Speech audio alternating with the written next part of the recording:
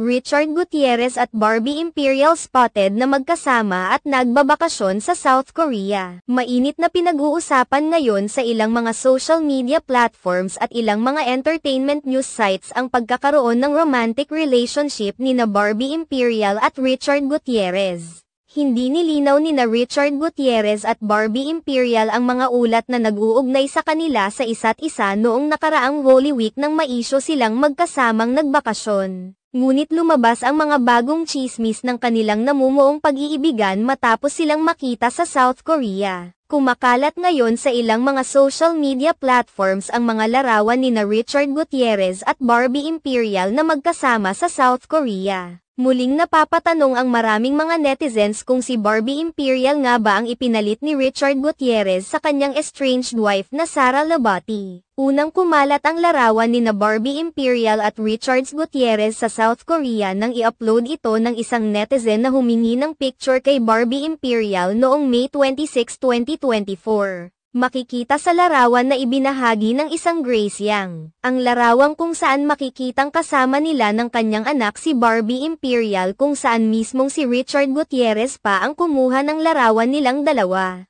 Bukod pa rito, may larawan din kung saan papatawid na sina Richard Gutierrez at Barbie Imperial na nag-uusap pa. Kaagad namang binura ng nasabing Facebook user ang mga larawan na kanyang nai-upload subalit tila nahuli na ang lahat dahil marami na ang nakakuha ng mga screenshots nito. Hindi naman ito ang unang pagkakataon na nalink sina Barbie Imperial at Richard Gutierrez sa isa't isa matatandaang noong January. Ilang buwan matapos lumabas ang mga bali-balitang naghiwalay na sina Sara Labati at Richard Gutierrez, namataang kasama ng aktor si Barbie Imperial sa isang bar. Muli rin silang napag-usapan noong Holy Week nang mapansin ng maraming mga netizens na may hawig ang kanilang mga ibinabahagang larawan sa social media. Sa kabilang banda, hindi pa naman naglalabas ng anumang pahayag sina Barbie Imperial at Richard Gutierrez patungkol sa usaping ito.